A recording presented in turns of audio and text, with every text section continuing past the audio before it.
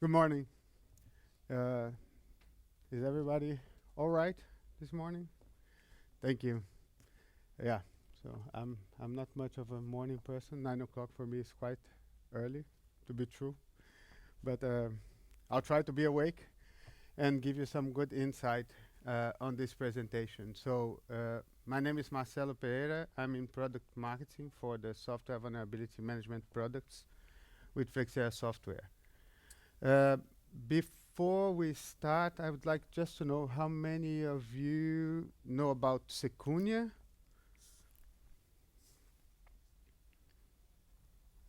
How many? Can I just have an idea? How many of you know about Flexera?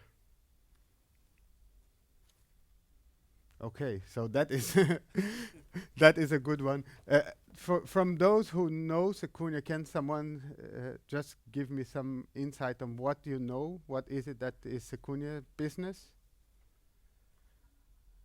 I mean, it's not a question of getting it right. It's just for me to have an idea of what is it that you know about us. Can anyone say? All right, I'll go on and I will talk about that myself. So before we start, just to set this, it's very common, especially in the Nordics, that people know about Secunia, but don't know so much about Flexera. So, how many of you know about Install Shield? Okay, so Install Shield is an installation service that is actually run by Flexera. So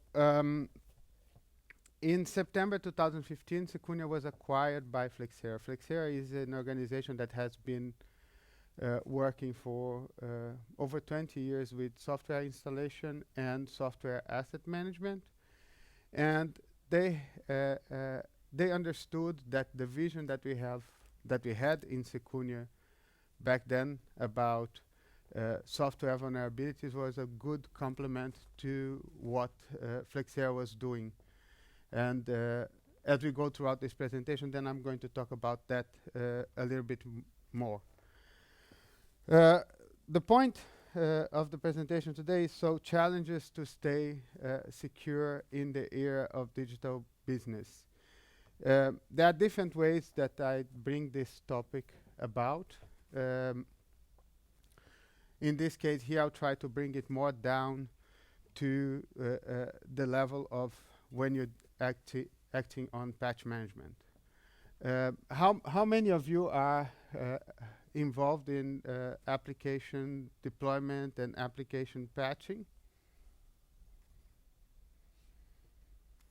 All right, that's good. So let's kick off this one. I don't know how many of you have been working for a very long time in this business, but the fact is that the evolution of the platform has been bringing a lot of different challenges for those in organizations that have to manage devices and applications. If we go back in time and we think at the start of computing, then you had mainframes and terminals, and that was limited to a very small number of people. Then we moved into clients and servers, then popularizing the use of computers and systems inside organizations. And in the past 5-6 years, then we have this change into different platforms with different devices, social media, cloud, and that has been adding to the challenges that most of you have to face every day. How many of you manage more than just one type of device, or desktops, for example? How many of you also manage other types of devices? How many of you feel you have full overview of what goes on in your organization when it comes to applications and devices? Okay. Yeah, but that is the reality, and that is of course one of the challenges, and I think this is the challenge that concerns all of you. So, and here is related. I mean, from the perspective of our software vulnerability management business, those challenges have a huge impact on cybersecurity, on how the organizations are secure and how is it that they are actually exposed to the risk. So one of the trends that fuels that, of course, is the heterogenic environment. So you have to deal with different types of devices, different types of applications. Other fact is that more and more we are working with global organizations or organizations that have offices in many different places. So the scattered location of devices is something that makes it very difficult to manage it all. The bring your own device trend, which is something that now is a little bit, I think, of an old-fashioned term already for as fast as things go. Not only bring your own device, but also a lot of devices that you really don't have full management inside your environment. Virtualization, which is something. How many of you have projects on virtualization going on in your organizations right now? Is it going well? Do you use what do you use for virtualization? Do you use any device, any kind of service to help you with virtualization?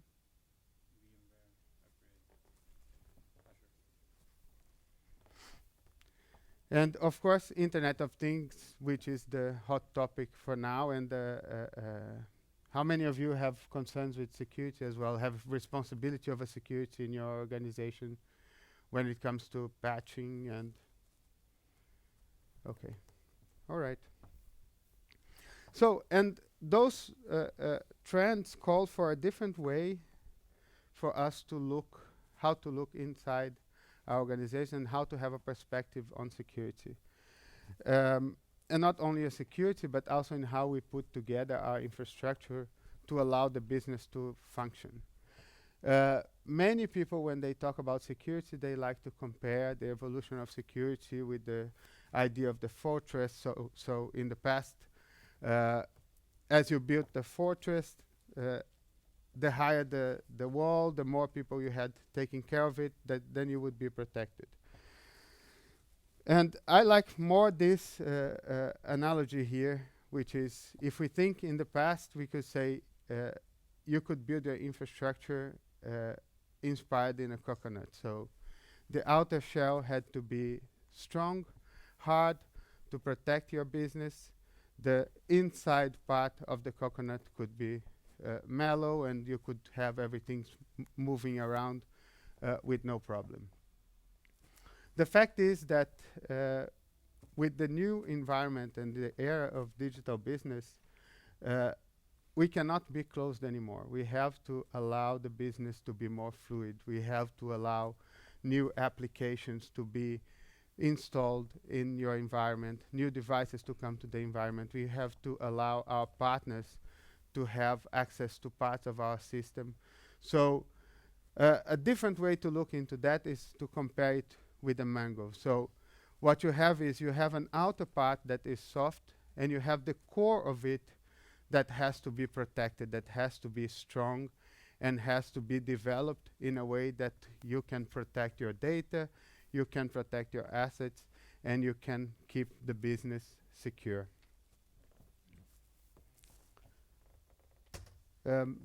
Any questions, any comments until here? All right. So, why do you need to be thinking of security, and how is it that patch management have an impact on that? How many of you have a security baseline for patching? Some kind of measurement, KPI for, are you measured, is any of you here measured on security when you're talking about patch management?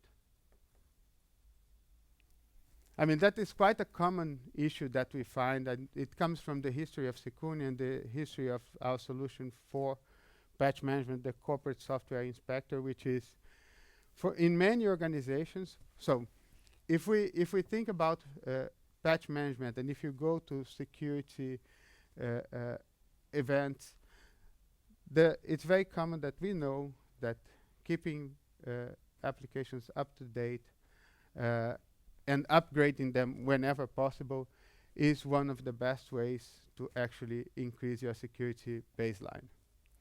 But still, it's no surprise that many of us that are responsible for patching don't have any KPI that measure the work based on security. And the consequence of that is that what we see is that a lot of the attacks occur using vulnerabilities on applications to which a patch would be available. This slide that we have now here, this comes from Verizon's data breach report. They issue every year a data breach report. So in Secunia, we investigate vulnerabilities, we write security advisories, but we don't investigate breaches. But we collaborate with other vendors and to understand how data breaches occur. And this is a quite interesting number from Verizon's data breach report in 2015. So they look back and they analyze data breaches that occur in the previous year for the set of data that they have. And they come up with this number that is surprising, and it was surprising even for us working in this field. 99.9% of exploit vulnerabilities were compromised after 1 year after the CVE was published. That means vulnerabilities that certainly had a patch available that could have been closed and weren't closed. And I mean, there are many reasons, and I'm sure that you guys understand even more than what I do, the reasons why we don't patch certain vulnerabilities, or why is it that we don't patch certain applications. But the fact is, they continue to be a security issue, and what we call for is for a different approach to patching that can help prioritizing the vulnerabilities that have the most impact, that may have the most impact for organizations.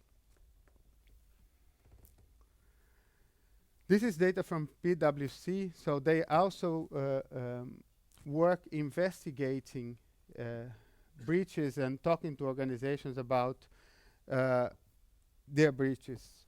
So the 2016 report is not out yet, so this data is from the most recent report. So average financial loss reported to be up by 34% over the previous year.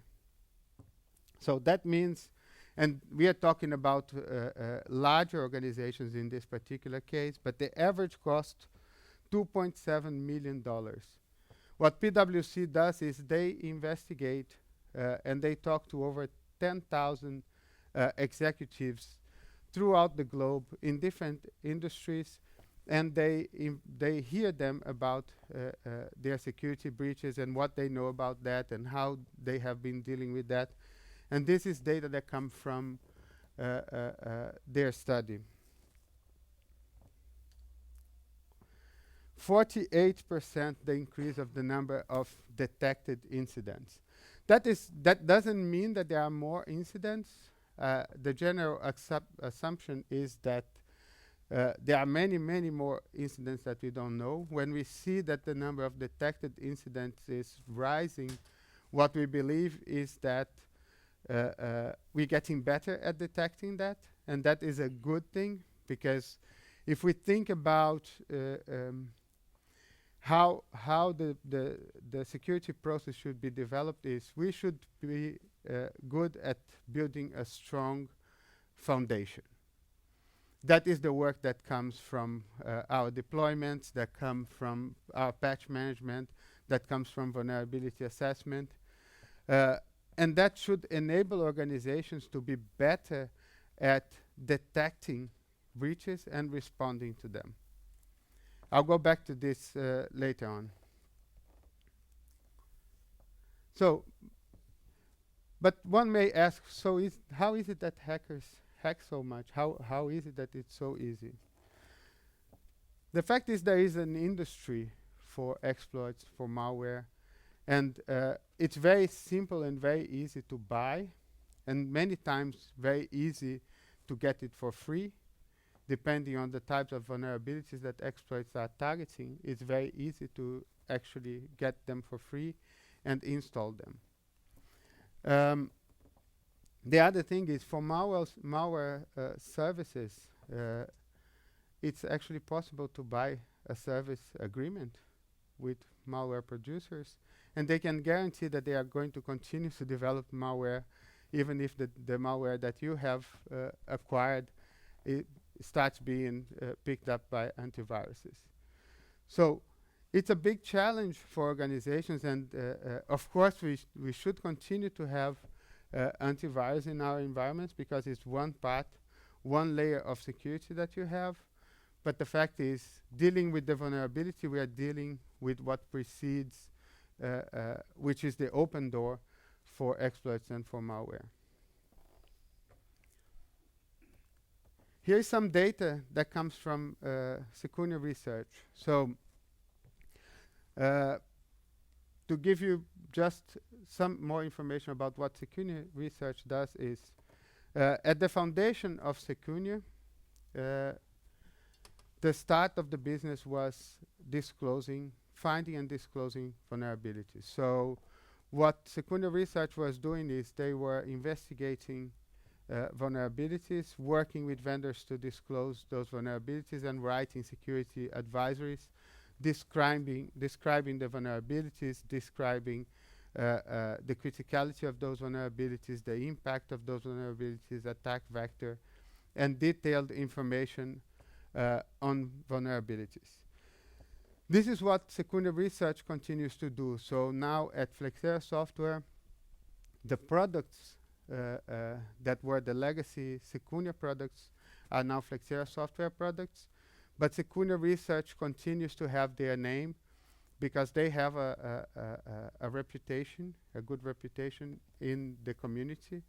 And they have been working on this, which makes it possible for us to have a database of over 60,000 advisories on applications since 2003. So, and every year Secunia Research issues vulnerability review. And we are working now on the 2016 edition that looks back 2015. And I cannot talk about that at all, but we can look the numbers from the previous one. And what we saw in our analysis last year was that there was an increase of 55% over the 5-year trend, 18% compared to the previous year in the number of vulnerabilities. That means last year 15,435 vulnerabilities. And when we think about this number, I mean, we are now not dealing with all the products that have those vulnerabilities, so we are not dealing with these numbers, but we are certainly dealing with very high numbers when it comes to vulnerabilities and to patches. The point of this is that we are talking about just the numbers of 2014. And if we think about the sentence or the quote from the Verizon report that talks about vulnerabilities being exploited over 1 year, is we are not dealing only with the vulnerabilities that were disclosed this year, but we are also dealing with the vulnerabilities that have been disclosed over time.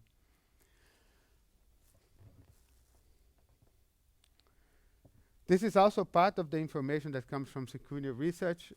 It's this is based on top 50 applications, and it's based on personal PCs. So in terms of business, it's not an exact number that reflects reality on that, but what this graph shows and what is something that we see in our research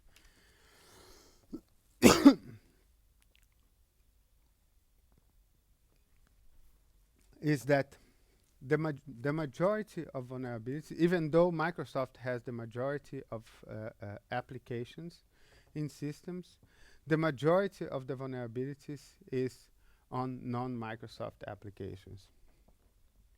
Why is this information important? It is important because in many organizations, we have been focusing so much on Microsoft patching.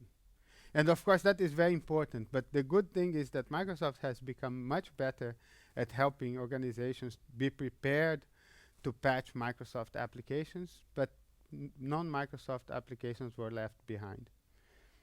And that means we have a burden, or you have a burden, of dealing with those third-party applications without having the proper tools to deal with that. So, how can you protect yourself? Or how you can help your organization protect themselves? So, if we go back to the question that I asked you at the very beginning, so nobody or one person only had the security baseline for the patching, so, or had a KPI that is related to security. But the fact is, the work of deployment, configuration, patch management, all this work is foundational work for security.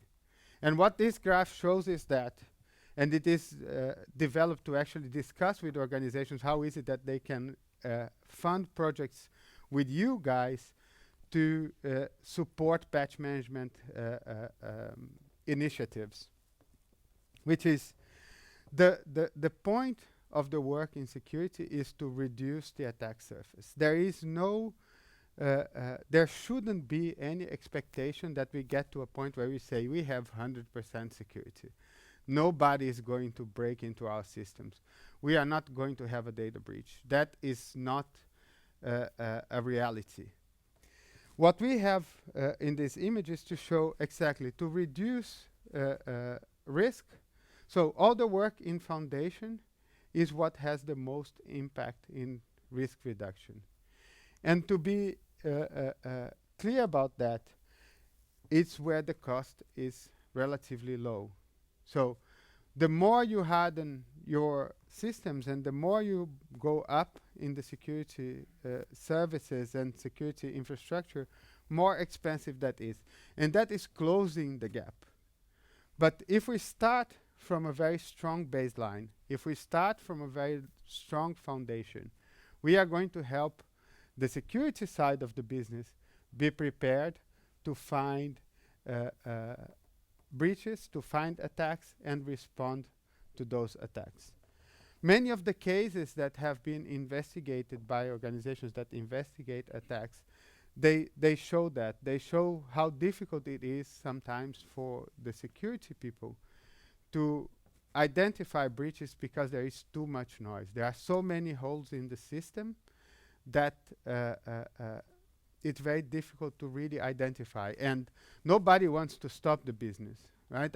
I'm sure that if we run a question here about the challenge that you have in doing patching, I'm sure that everybody has times when they cannot patch at all, periods where they cannot do patching. So it's also that we have not been good at doing the work of patching, but it's also that the business demands certain procedures that may not be in line with security, and therefore we need to be better at understanding how to prioritize this work and also how to communicate inside the business what the importance is to have a strong security baseline. This is how many of you have heard of SANS Institute and critical security controls? Yeah.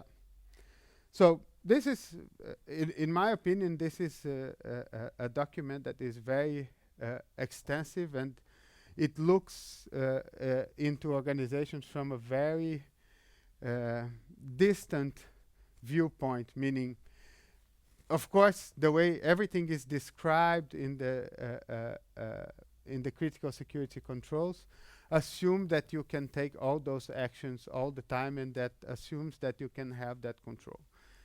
Of course, we should aim to have control over our environments. We should not, if not control, at least to have a full overview of our environments, so that we can understand how to design our projects and how to deal with our environments to stay secure.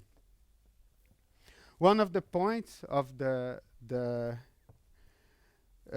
controls is number 4, continuous vulnerability assessment and remediation.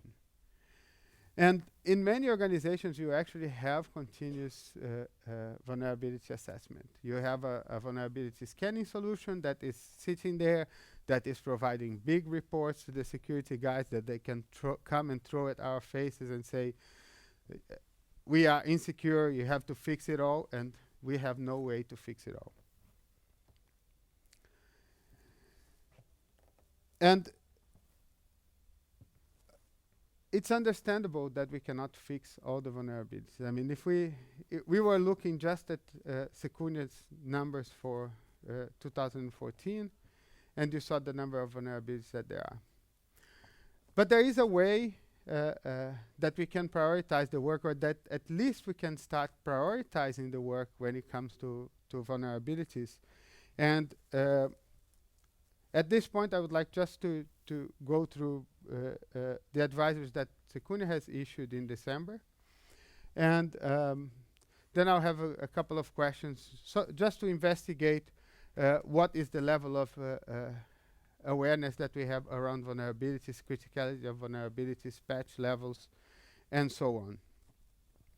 So, and I'm talking about the 50,000, the advisories that we issue for the 50,000 applications that are tracked by Secunia Research. So this is like a total number. I actually have a set of data, and it is not in this deck, where we actually built an environment that looks like a small business environment, so that we can look those numbers in a more of a real world experience. But this can also give us a good picture. So in December 2015, Secunia Research issued 498 security advisories. So advisories on vulnerabilities on 498 different applications, with the description of their impact and criticality and so on and so forth. For 2015, altogether, we issued 5,509 advisories. So if we think about the 498 advisories issued in December, how many do you think had a criticality rating highly critical or extremely critical? I'll just pause it now just to give a brief explanation of criticality rating on Secunia advisory. So it's 5 different levels of criticality rating. So we are talking about the top criticality ratings that we have. So, and the question is, so how many of those 498 advisories do you believe had a criticality rating highly critical or extremely critical? How many of you think it's 8? 100? 41? Or nobody has an opinion? Help me with this. 403? 322? Thanks. Well, the correct answer is 100.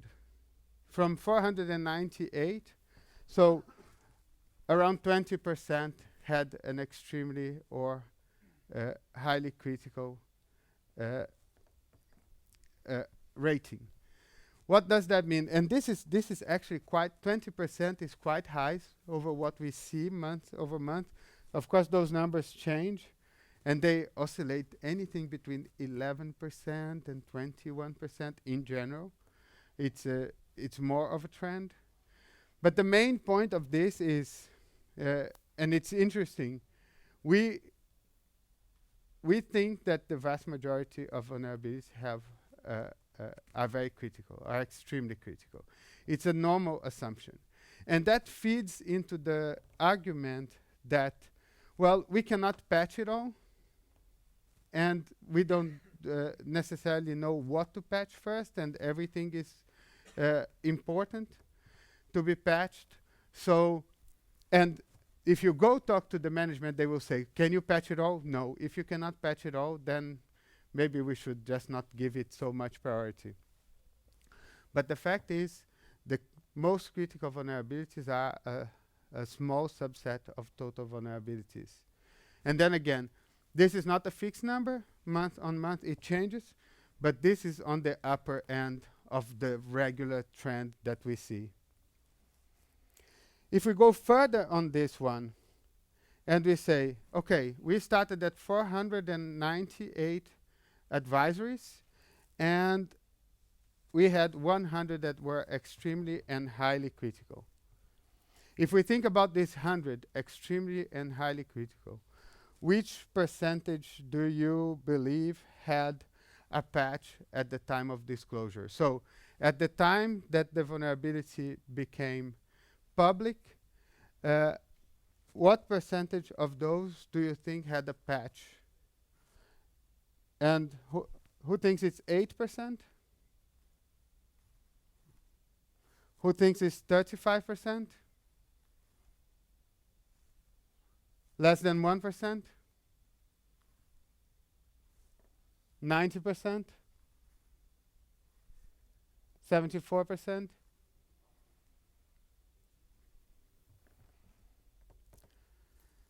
So 90% had a patch available at the time of disclosure.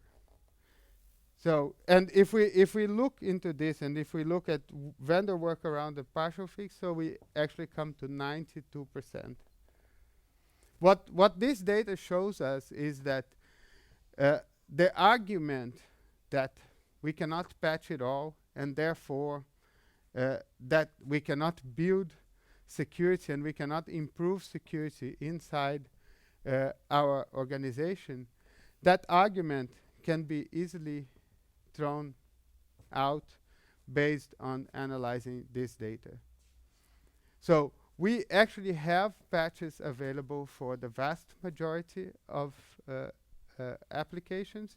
And I mean, we are going to look, just to give you an idea, this is when we look at all data.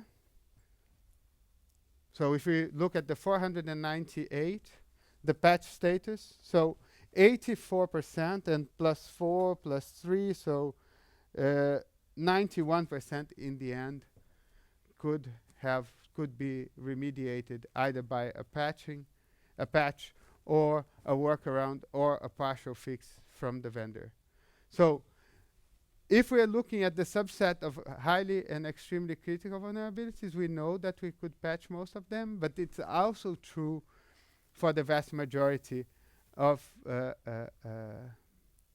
applications. Then again, we go back to this and say, if we were not looking at criticality, you say, okay, I have this 400. This is not true for the environment because it talks about too many applications, but the fact is, from this pool, 20% were highly and extremely critical. From those, 92% could be fixed applying a patch. So there is a clear way that the work can be prioritized and that you can build on security and deliver security to your organization.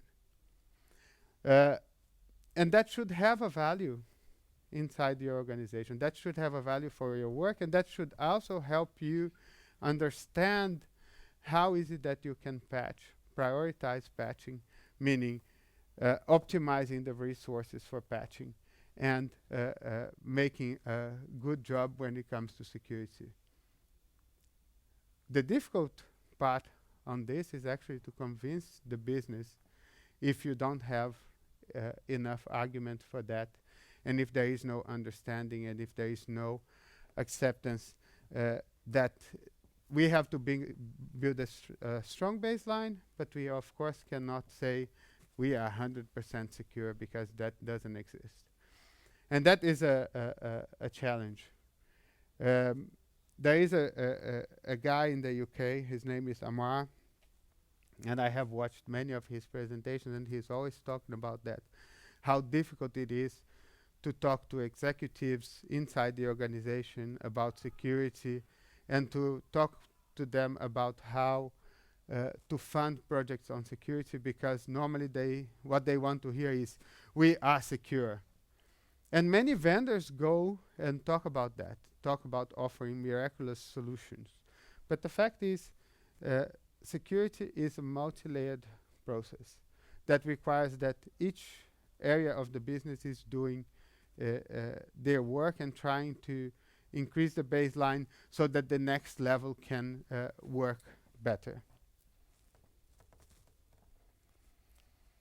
Based on this knowledge, we have developed already in the Secunia times, and now is what drives the development of the software vulnerability management products in Flexera, this lifecycle, software vulnerability management lifecycle. And what we call, in relation to patch management, we try to educate audiences about how to change the way we perceive patch management, how to change our perspective on patch management, and how to do that without having to try to fix it all. And this life cycle starts with the fact that we have this vulnerability research division inside Flexera that is constantly verifying vulnerabilities. So I started speaking about Secunia Research, and I was talking about the work that they have on disclosure. That today is a very small portion of the work that they do. What is the big chunk of their work is that they verify all reported vulnerabilities, and they write Secunia advisories for all of those vulnerabilities. To give you an idea of the type of work they do, is we have meta crawlers that collect information. We have our specialists that are constantly surfing and looking for clues of vulnerabilities. And in a regular day, we are going to see around 300 possible alerts on possible vulnerabilities. From those, we are going to go down to around 80 that we are going to actually look into, because they are considered to be true clues. And from those, we are going to boil down to around 25 that we are going to verify and test. And from those, we are going to issue advisories for around 15 or 10. So this is the value of the work that they bring to our software vulnerability management solutions, and naturally to our customers. So it starts with that. If we think about this life cycle, and all of you who have been to any presentation about vulnerability management, patch management, there are different ways of representing life cycle. There is nothing that is groundbreaking in designing a life cycle. And it can have many more steps than what is here. It can be broke down in different ways, but this is the representation of what comes out of the work that is done by Secunia Research, and how is it that it integrates into our software vulnerability management solutions. It starts with that. It starts with this strong database. As I mentioned at some point of the presentation, we have a database of over 60,000 advisories on vulnerabilities. That of course has to be correlated with the environment. So of course it doesn't matter that there are so many vulnerabilities out there if they are not in your environment. So the understanding of the inventory, the clarity, the visibility over the inventory in your environment is a key point. The correlation with that vulnerability database can give you this picture of vulnerabilities. The information on the security advisories helps with assessing and prioritizing based on risk. And that is what we were talking about I was talking about when we were looking at the numbers. So if you have this security information, you have a starting point to prioritize your work. And I mean, we were only looking at criticality that is based on the impact and attack vector for the vulnerability.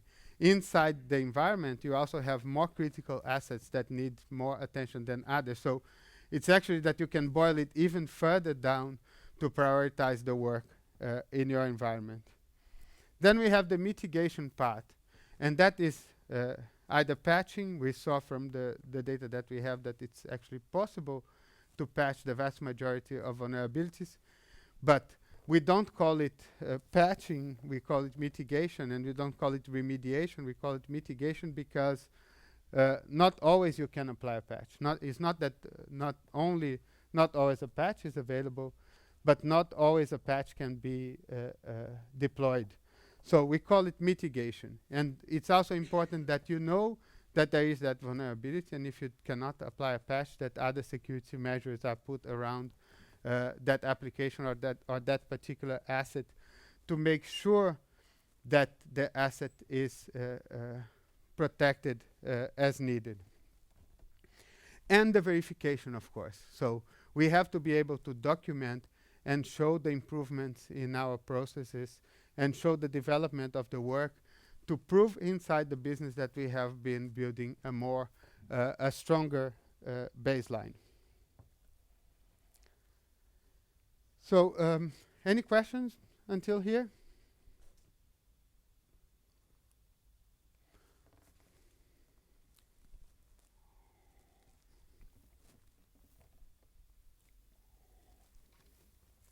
So this here is just to give you an idea of what is it that we do. I mean, at Secunia, we are all very excited with the acquisition. We think that it's really a good match between what Flexera Software had in their portfolio and our portfolio of solutions. Flexera, I've just moved this slide all the way to talk about it. So Flexera has a vast experience from both sides of the application lifecycle. Flexera has solutions that are for software producers. So I was talking at the beginning of the presentation about the install shield. So Flexera helps software producers packaging their products for delivery to their customers, and also helps software producers protecting their applications against piracy and control usage so that they can monetize on their applications. That gives Flexera a very strong position in the asset management space because Flexera understands software licensing. Flexera works with software producers to help them build their licensing in their applications, and therefore has this understanding of licensing, so they can help businesses also understand how to comply with license agreements, how to optimize the use of applications, and has also developed other solutions for software installation, which is called the application readiness part of the business. Together with the software vulnerability management solutions that come from Secunia, we believe that we are delivering this entire, this full set of solutions that starts helping organizations first understanding inventory, understanding what they have in their environment, streamlining the applications in the environment, which for itself helps with security baseline. Together with the software vulnerability management, then it's possible to assess the security status of applications and also to streamline the process of mitigating risk. Put together, that is basically the set of applications that you have. So on the Left side, you have the software monetization and installation, which is what we deliver to software producers. And on the right side, you have the software license optimization. So it's an elevation of software asset management to what we call software license optimization, meaning helping organizations to understand the usage of their software and streamline that. So maximize the use of software and optimize spending.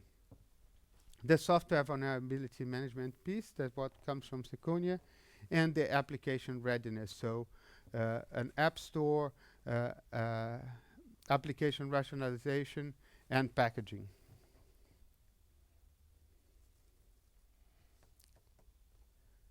So together with Secunia, Flexera and Secunia together have over 10,000 customers. We enterprise customers on more than 1 million devices for more than 550 million applications and desktops.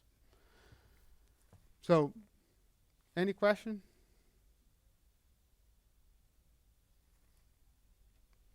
All right, so my colleague William has distributed some additional information for you about what is it that we do. I'm glad I didn't hold you here for 1 hour. I was thinking 1 hour is a lot of time. I hope this has been useful for you.